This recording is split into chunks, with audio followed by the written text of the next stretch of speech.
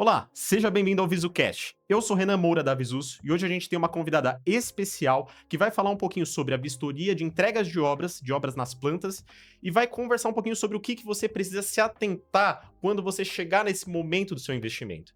Então, a gente tem aqui a engenheira Keila Araújo. Keila, obrigado por ter aceitado o convite. Bem-vinda. Boa tarde, gente. Eu me chamo Keila, sou engenheira civil, especialista em vistorias de imóveis novos e ajudo você, morador, a receber o seu imóvel com tranquilidade e segurança, sem ter qualquer problema futuro com as entregas dos imóveis pelas construtoras. Keila, falando aqui um pouquinho, a gente trabalha principalmente numa ponta que é de começar um investimento para as pessoas elas conseguirem adquirir, conseguirem gerar renda a partir dos imóveis que elas estão comprando.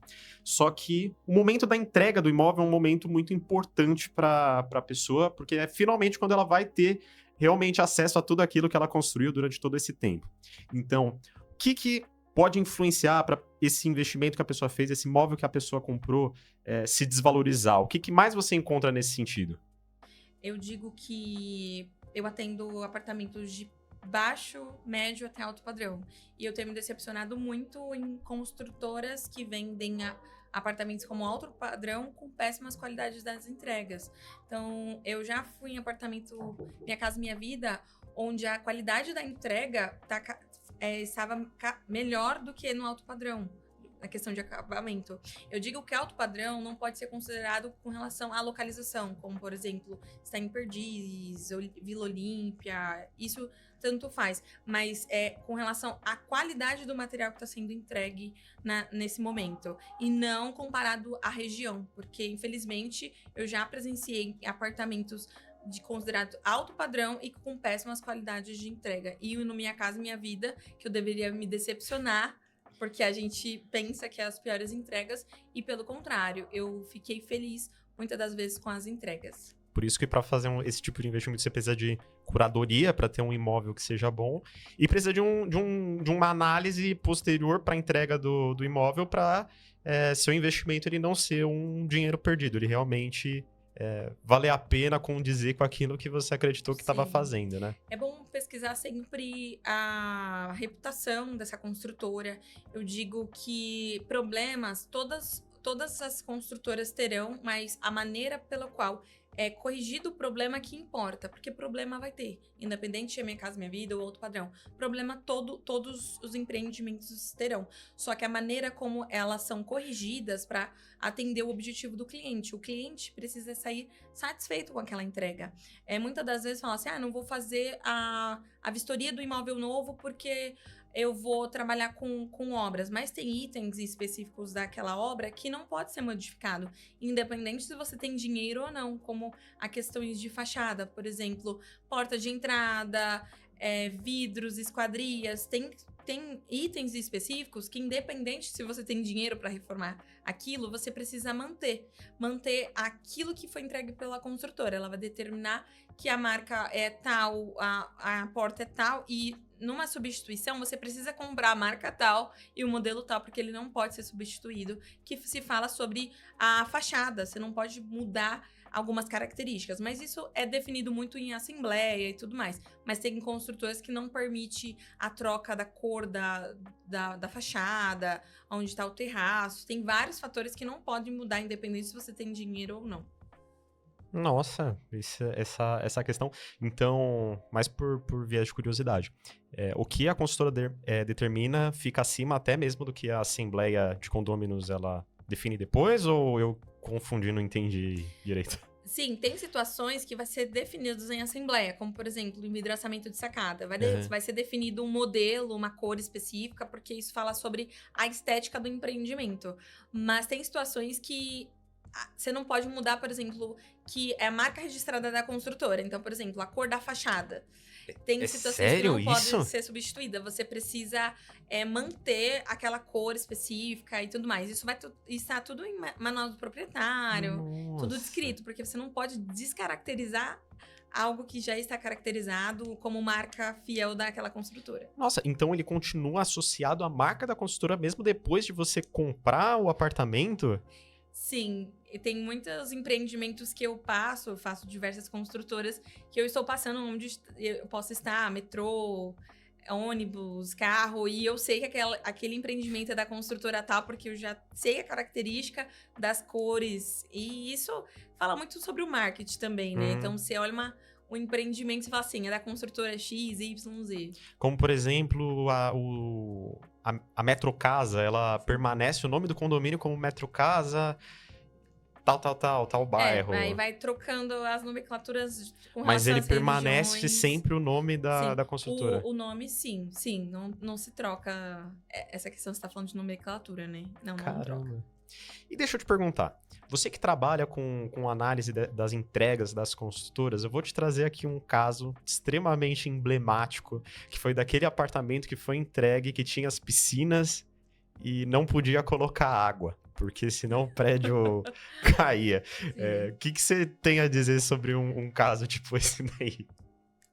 Isso com certeza foi erro de cálculo estrutural e tudo mais, né? Isso é bem complicado. Tem situações.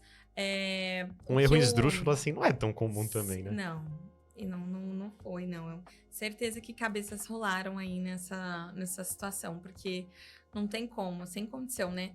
Eu digo que muitas coisas, se fala sobre norma, se fala sobre a pessoa, mas tem muita coisa que é o bom senso, né? Eu acho que também houve uma falta de bom senso, às vezes, de ver algo que é funcional no ver da norma, que funcionaria, e na prática o resultado é totalmente diferente disso. Tem situações onde eu acabo discutindo com algumas questões da construtora, onde eles falam, não, mas isso tá dentro do que deveria ser tolerável. Eu falo assim, que isso não é sobre tolerância, é sobre o bom senso de se colocar no lugar daquele cliente, e muitas das vezes eles não conseguiram utilizar daquele item, algo do tipo, porque eles querem entregar daquela maneira. Tem muita resistência da construtora. E o que você enxerga que as construtoras, elas falam, elas observam que é um erro que é, vamos colocar aqui uma aspas, tolerável e não é?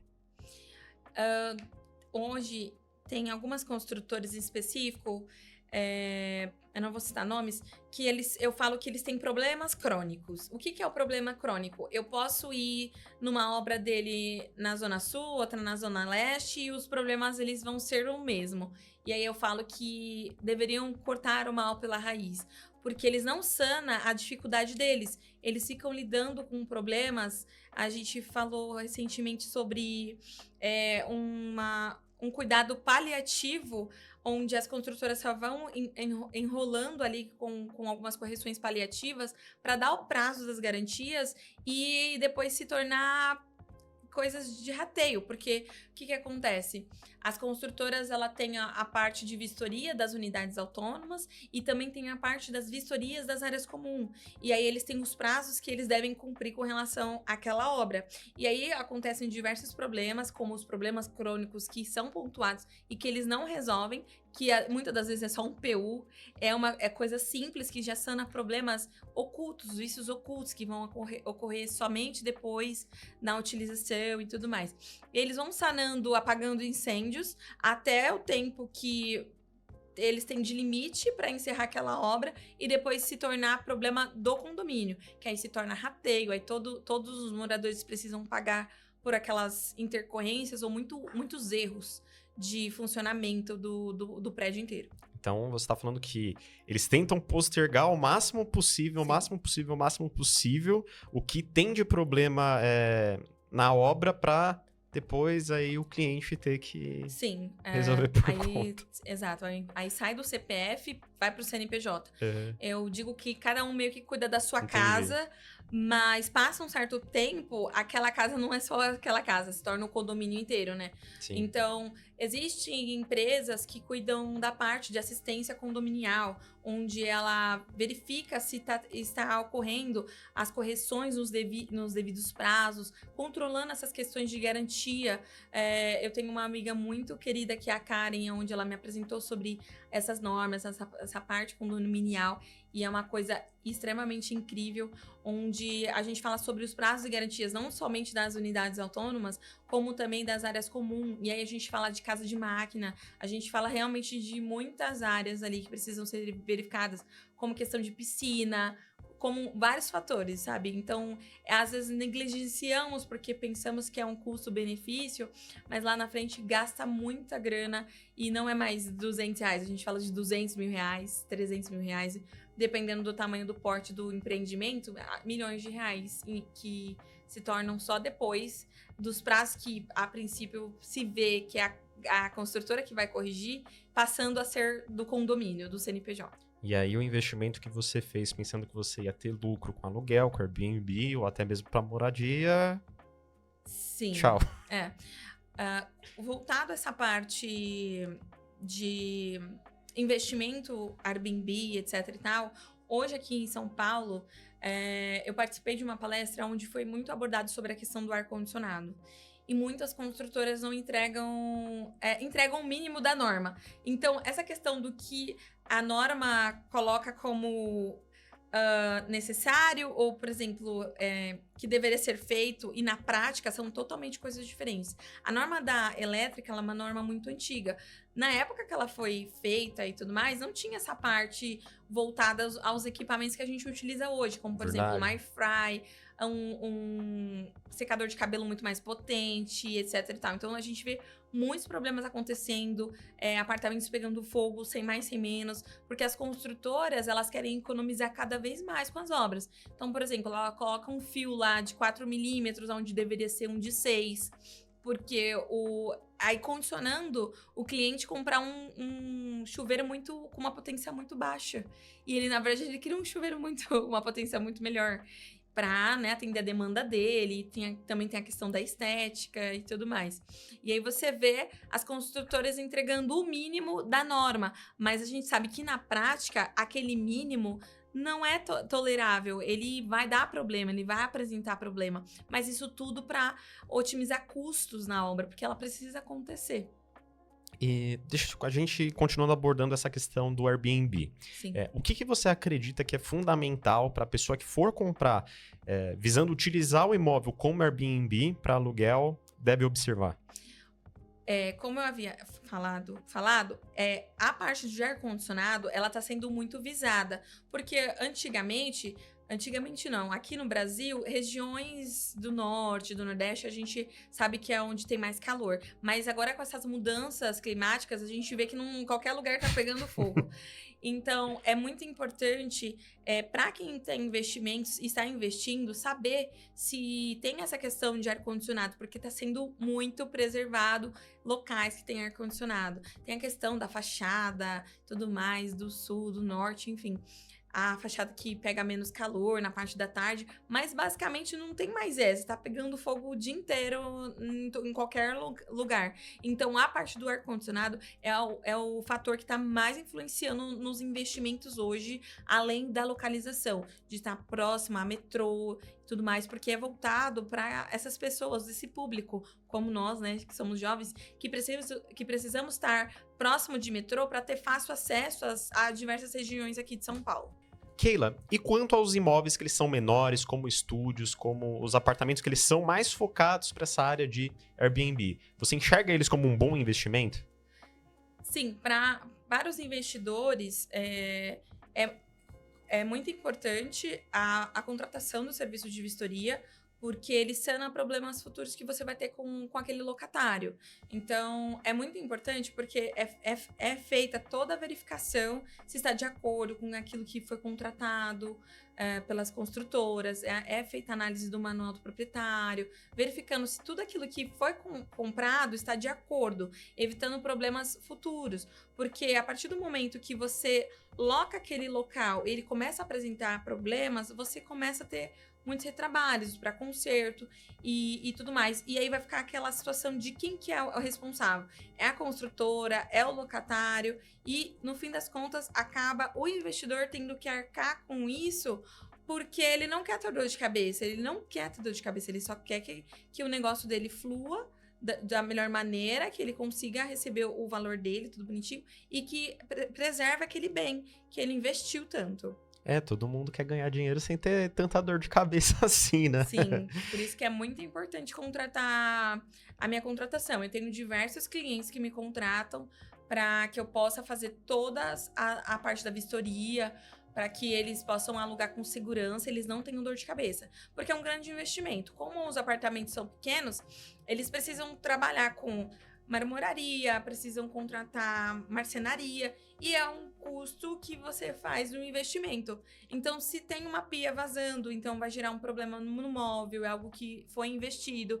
E a pessoa que alugou, ela não vai ter o mesmo zelo do dono. Então, a vistoria é importante para que seja verificado todos os problemas, solicitadas as correções todas para o responsável, que é a construtora no momento da vistoria, e você não ter dor de cabeça e depois você só lida com o restante da obra, tudo mais, porque nem todos os apartamentos são entregues em perfeitas condições, com todos os pisos e tudo mais. Aí lida só com uma parte da obra e responsabiliza de fato quem é o responsável por aqueles reparos que a gente pontuou na vistoria. E aqui em São Paulo, onde você está vendo mais movimentações dessas construções e onde você está mais atuando por aqui? Eu tenho preferência aqui na Zona Sul de São Paulo, mas eu atendo todas as regiões, de preferência com fácil acesso ao metrô.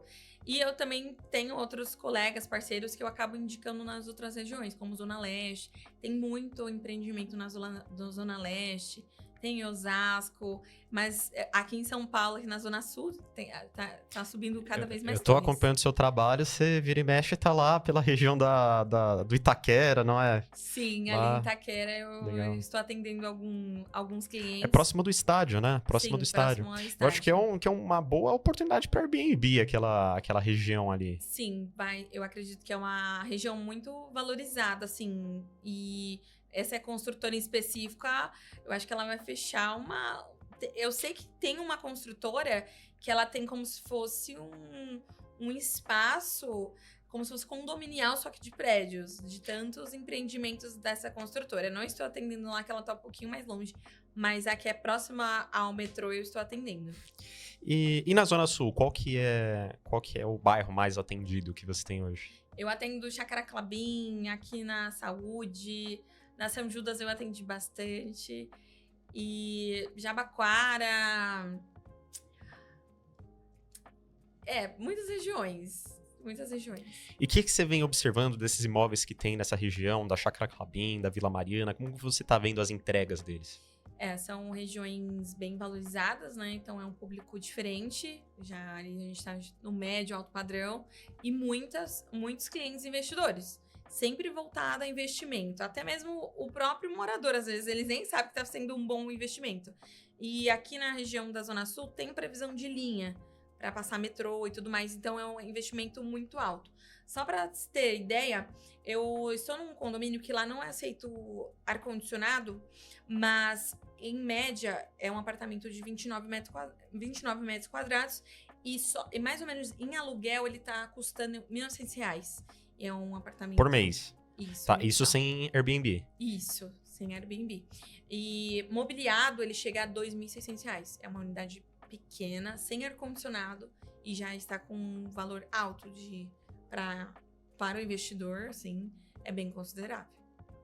Vou fazer uma pergunta difícil agora, tá? Só que veio a partir do que você falou, que é o seguinte: como que você enxerga o mercado daqui talvez alguns anos, exatamente com essa questão de não ter hoje um apartamento com vaga e talvez no futuro ser necessário a pessoa migrar para um outro apartamento ou para uma outra casa que ela tenha a possibilidade de ter um carro, ainda mais que hoje está tendo essa dificuldade de não ter estacionamento? Sim. Eu enxergo, eu vou falar isso por experiência própria. Eu enxergo que é o início de algo para que a pessoa faça investimentos maiores, né? Então, as pessoas que estão ali estão sobrevivendo, ganhando dinheiro. Hoje as pessoas elas estão mais preocupadas com trabalho, carreira financeira, não estão pensando nesse momento em filhos. Vai acontecer esse momento e aí elas precisam realmente desapegar daquilo e dar oportunidade para outras pessoas fazer o mesmo passo que ela. E aí realmente vai precisar estar migrando para outro empreendimento, tudo mais, com vaga e um quarto maior, né? Um outro quarto para a família, porque não tem como. Realmente, isso daí é como se fosse algo temporário. A pessoa vai estar ali e logo vai precisar sair dali, porque ela precisa constituir família. Keila, muito obrigado por sua presença. Eu adorei ter sua companhia aqui comigo no VisuCast de hoje. Vou pedir agora para você deixar suas redes sociais e mandar uma mensagem pro pessoal. Eu que agradeço, Renan, pela oportunidade de estar aqui com você. Deus abençoe sua vida grandiosamente. Obrigada mesmo pela oportunidade. É a minha primeira oportunidade de participar de um podcast ou algo do tipo. As minhas redes sociais, elas se encontram pelo Instagram, keilaraújo.vistorias. E agora eu iniciei a minha empresa, né? Então, estou iniciando agora. E ela se chama Shekilar Vistorias e Engenharia. Eu agradeço muito, realmente, de coração, pela oportunidade de participar. Espero ter ajudado você. E foi um prazer estar aqui com você nessa tarde. Muito obrigado. Então, pessoal, esse foi o VisuCast. Siga a gente nas redes sociais. A gente vai estar no YouTube, no Instagram. E comenta aqui qualquer dúvida que você tiver, que a gente vai passar aqui para Keila. Então, meu muito obrigado. Até logo.